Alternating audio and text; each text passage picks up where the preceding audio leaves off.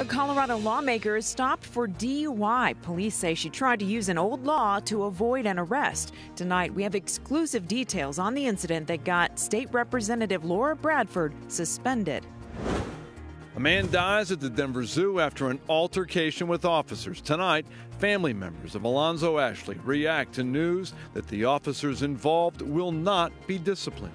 I got attacked by Romney and others as though I had, sold out on America. With just days until the Republican primary, the frontrunners are on the attack in Florida.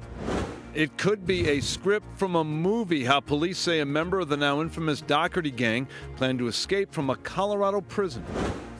2 Utah students plotted to bomb their school. How their plan is connected to the massacre at Columbine High School. Fox 31 Denver, news at 9.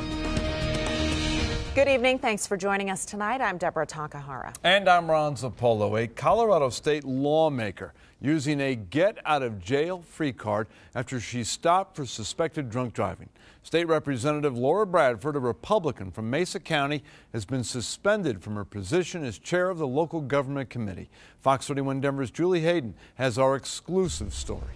Bradford was pulled over near Colfax and Downing late Wednesday night, suspected of DUI. She told police she was coming from a legislative function and had another one to go to in the morning, using key phrases that invoke a little-known section of the Colorado Constitution that gives lawmakers legislative immunity from arrest. State Representative Laura Bradford, a Republican from Mesa County, was stopped by Denver police suspected of drunk driving.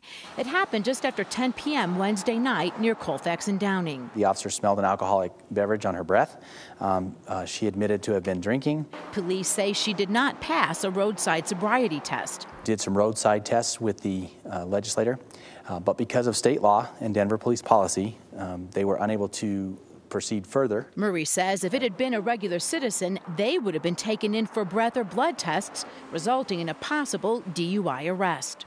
If a citizen failed roadside tests, we would then go the next step and then take them to be tested for blood and breath. Article 5, Section 16 of the Colorado Constitution says during the legislative session, except in cases of treason or felony, Colorado lawmakers cannot be arrested during attendance at the session or committee meetings or going to and from the sessions or meetings.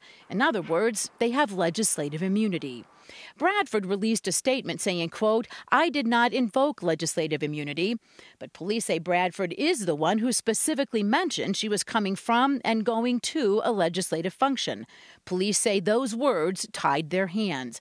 They could not continue their DUI investigation and could only give her a lane violation traffic ticket and a cab. If a state legislator says that they are coming to or going from a legislative session, that you're not to detain them. Legal experts say using the Constitution to avoid a DUI arrest is clearly not the intent of the law. It clearly was not to protect people that were accused of drunk driving. It was meant to make sure that for political reasons, a legislator was not in jail or imprisoned and therefore unable to go to an important vote or some kind of legislative session. Sources say Bradford was seen drinking at the Prohibition Bar just down the street as early as 7 o'clock that night. Now, in her statement, she also said that she strongly believes she should be held to the same standard as everyone else. Police say she didn't say that to them that night, and if she had, she would have been taken in for a blood or breath test and given a DUI if that's what she deserved. In Denver, Julie Hayden, Fox 31 Denver. We want to know what you think about this story. Just go to our Facebook page and share your comments. It's facebook.com/Fox31Denver. The Denver police officers involved in the death of a man at the Denver Zoo will not face any discipline stemming from the case. That decision from the city's new manager of safety, who issued his final report on the incident today. Before speaking only to Fox 31 Denver's Eli Stokos, who is live now at DPD headquarters with more tonight. Eli? Deb, as you know, there have been a lot of high-profile officer discipline cases down here at DPD over the last couple of years, but this is really the first big one for the new Hancock administration and for new manager of safety Alex Martinez. Martinez, a former state Supreme Court justice, sitting down with us this afternoon and explaining his decision not to discipline any of these 8 police officers.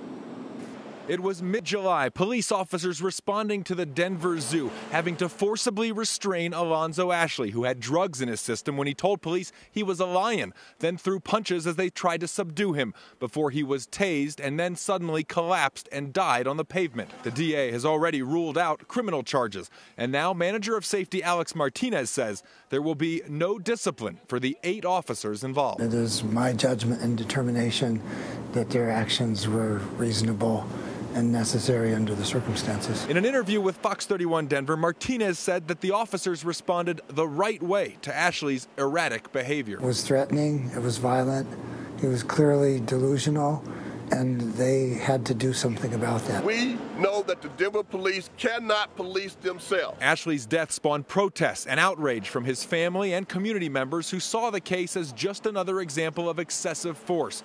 Martinez says his report, though, only examines the facts of the case, not the emotions that surround it. The decision is not made out of concern for how the public will react or out of concern for how the police will react.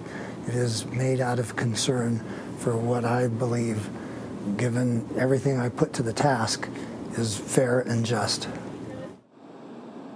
Martinez told me that this afternoon he went to roll call and saw the officers who were involved in this incident, and he said none of them were happy or relieved really about his decision not to discipline them. He said they were still somber and sad about the incident and what had taken place. As for Ashley's family, his brother told me on the phone tonight, quote, Denver police are gangsters, and no matter what they do, the city says it's justified. We're live at DPD. Eli Stokels, Fox 31, Denver. Thanks, Eli.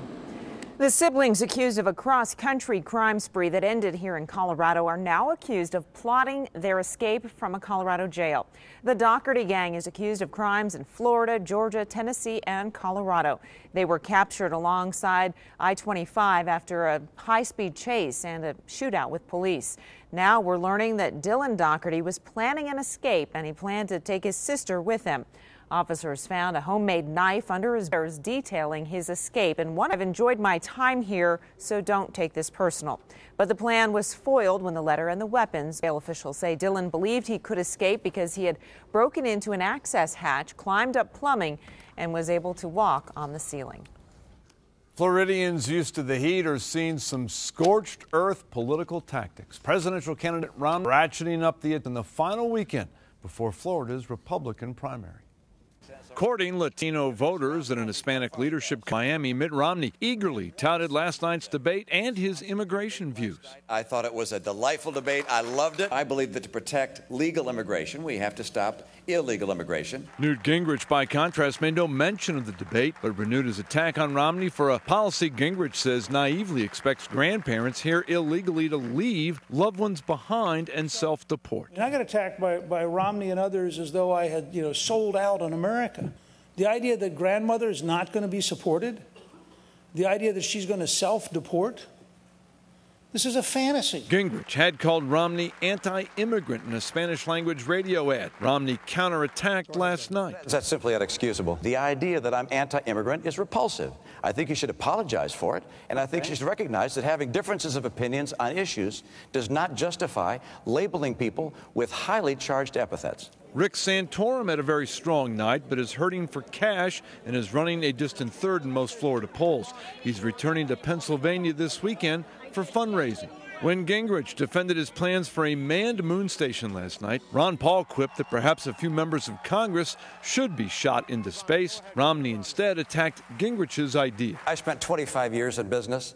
If I had a business executive come to me and say they wanted to spend a few $100 billion to put a colony on the moon, I'd say you're fired. Florida's Space Coast economy has taken a serious hit as NASA has been downsized. Near Cape Canaveral this afternoon, Romney did not pander with promises of billions in new projects. In the politics of the past, to get your vote in the space of the Space Coast, I'd come here and promise hundreds of billions of dollars. I'm not going to do that. Florida's primary will take place on Tuesday. In his State of the Union address, President Obama said higher education should not be a luxury in this country. Now the commander-in-chief is hitting the road to drive that message home. The president stopping in Michigan today, touting plans to make college tuition more affordable for all Americans. The president told students at the University of Michigan his administration is working to increase federal student aid. So from now on, I'm telling Congress we should steer federal campus-based aid to those colleges that keep tuition affordable, provide good value, serve their students well. We are putting colleges on notice. The president says it is inexcusable that student loan debt has now surpassed credit card debt. He now wants to create a race to the top competition in higher education. Right now, Congress has its lowest approval rating in decades at just 13%, and we want to know why. We also want to know what you would like to ask members of Colorado's congressional delegation. Fox 31 Denver political reporter Eli Stokols will take your questions to Washington, D.C. next week. You can submit them through email or in a video posted on YouTube. Just send them to yourquestions@kdvr.com and then watch for answers from Eli in a series of reports in mid-February.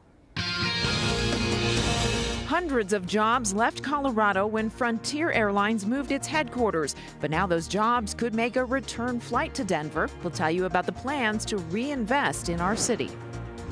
I was enthused and jumping up and down when my dad got the call. He's more than just a family pet, and now this extra special therapy dog is back where he belongs.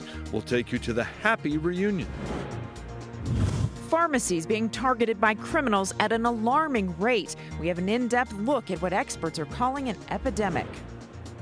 Two teenagers plot to attack their high school in Utah. So he came in on December 15th and asked me questions mainly about, how is the school doing at this point? And one of them even came here to Colorado to talk to the principal of Columbine High School.